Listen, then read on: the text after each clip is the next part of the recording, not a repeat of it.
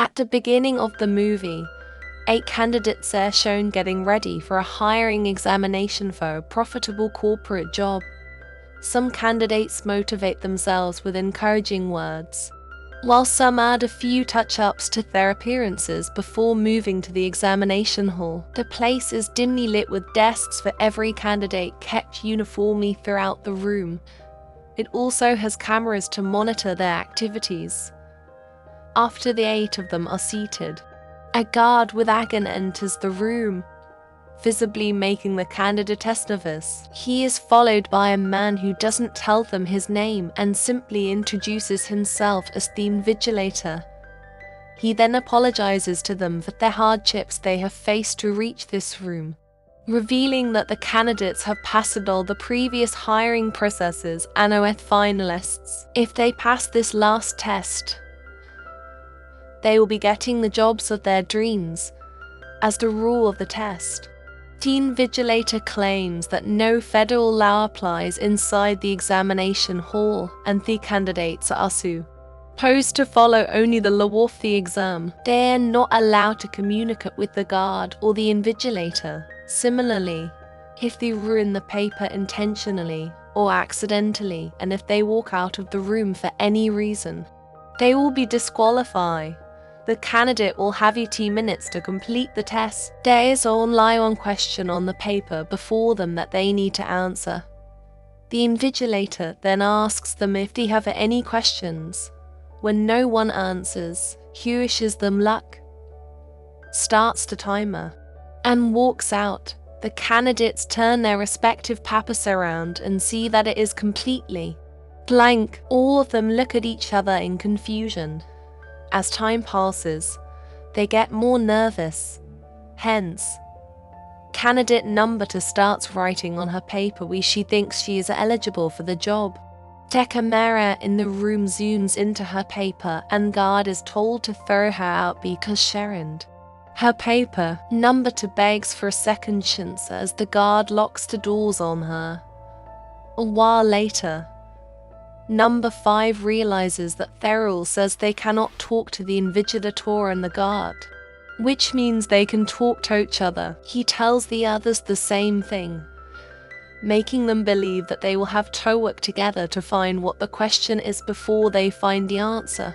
The group discusses several ways they can pass the test, but all of them are just as confused.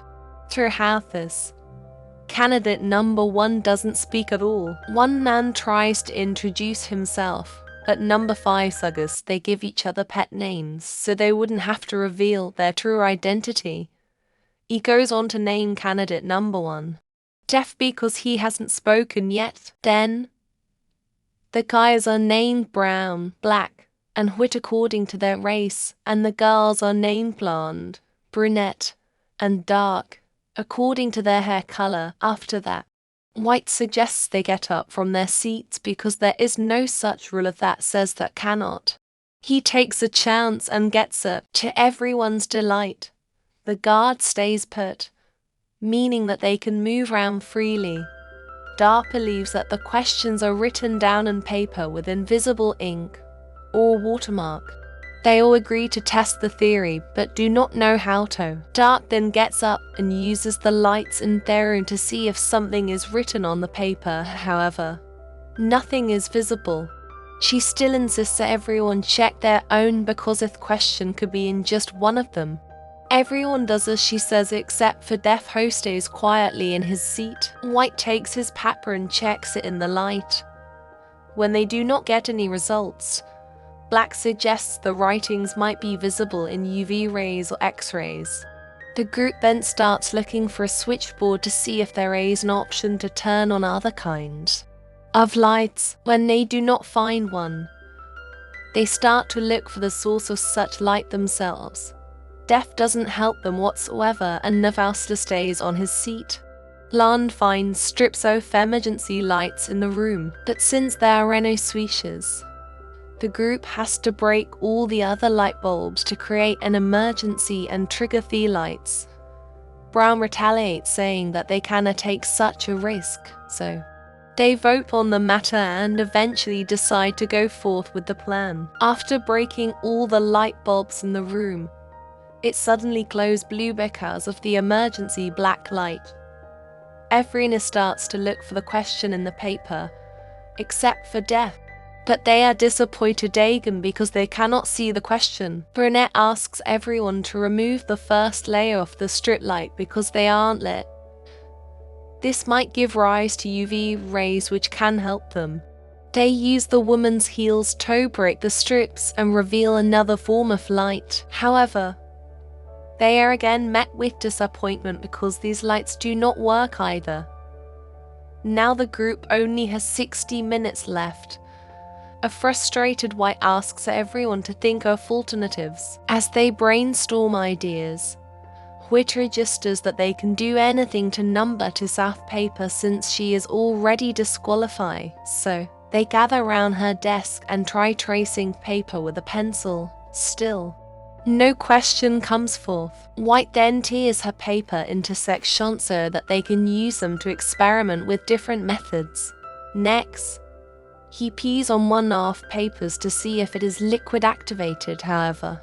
That doesn't work either. Black and White get into a heated argument while discussing what they should do next, but they stop after hearing Death cry. He sobs silently in his seat while the others watch him in amusement. After that, the man starts to blabber in French. He asks them if they can see something in the paper and claims that the paper reflects their image. They do not think much about his blabberings and get back into discussing ideas. Everyone falls dead silent when Brown speaks. He proposes a theory of his own claiming that they are not in an exam, but are in some kind of betting show. The board members of the company have placebos on who will crack under pressure and Thistle Porpo. Say of them being there is for their entertainment. Dark thinks that the board members probably have better things to do with their time, but according to Brown, money is the least of the concerns. With the amount of money they have in their life, the board members probably live for the risks. Now, everyone comes forward with their own ideas. Some claim that the invigilator might be behind this, while others say it might be the CEO. They begin to crack under pressure and insult each other. Brunette confidently says that there are no people watching them because their CEO is hands-on in the company. He has all of their company's rights and power over everyone. It is clear that she knows more about their company than anyone else. Brown asks her how she knows so much about the CEO. It turns out that Brunette is already working for the company in HR. That has never seen the CEO. She applied for a higher job and now she is here. White then reveals that he was headhunted and offered the job, but the others say that they applied for it. However, one thing they have in common is that they do not know anything about the company and what it does because they were told not to ask any questions. Brunette then explains that they are applying for a famous multi-million pharmaceutical company called Book. A few years ago, when a pandemic spread among young people of the world, they were the first ones to find a cure. Currently, their yearly turnover is $20 billion, all because of their CEO. Suddenly, Black suggests that the company might have found a cure to the newest deadly disease that has been killing millions of people around the world. Dark is suddenly intrigued and asks Black more about it. This makes White suspicious, so he asks Dark if she is also infected by the virus. Dark says she isn't and dismisses the matter.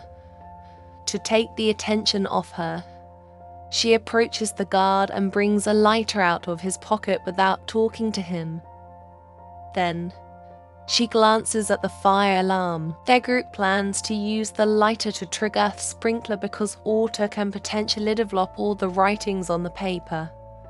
For this, Dark gets on top of a chair, but doesn't reach fire alarm. White helps her by giving her a rolled piece of paper that she lights up and uses to trigger the Alarm! Soon, water starts showering, but the papers stay the same.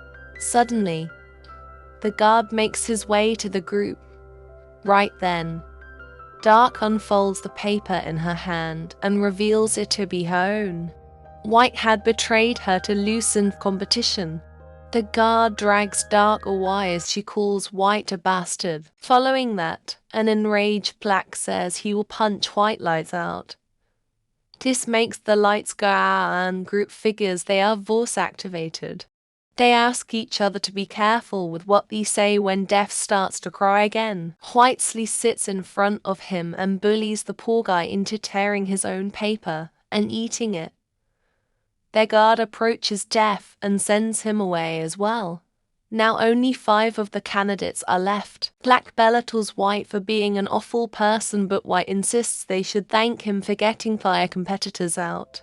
He also claims that he knows what the question is but refuses to tell others, in a fit of rage. Black knocks him out with a single punch. The group then ties him to a seat and covers his mouth with a tie. A while later, White gains consciousness.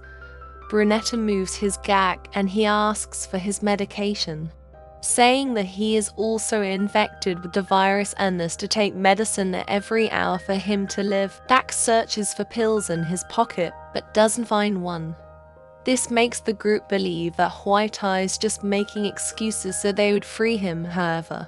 White claims that one of them has taken the pill and promises to tell them what the question is if they give it back. Soon, he loses consciousness again and starts to tremble. Some believe he is faking, but Balk says that he is getting a seizure because of the virus.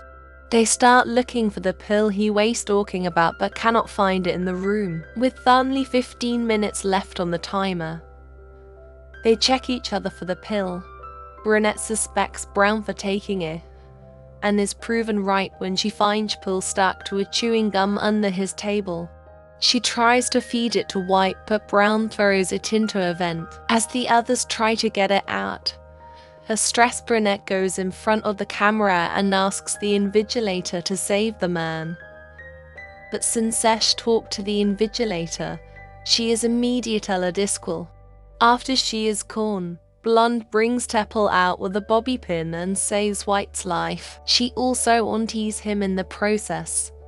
After he recovers, everyone asks him for the answer he promised. White reveals that these are the candidates themselves. They have been searching for a question all this time, but White thinks that there is no question and one who is left at the end is the answer. The rest of them believe him, but before they can act, White runs to get the gun from the guard. Black pushes him aside and acquires the gun himself. He points it at White, who confidently claims that he won't shoot anyone. Simultaneously, he attacks Black and gets the gun, however. When he's about to use it, he realizes the gun has fingerprint recognition, so White uses the guard and points the gun at the others. He threatens everyone to get out of the room on their own so he can win the position. Brown doesn't retaliate with fear of being shot and deliberately walks out. A scared Blonde slowly walks outside. Butile's lights out at the end. The room goes pitch dark, making White shoot in random directions. When the lights come back, Black falls limp on Theffel with a bullet hole on his chest. White looks around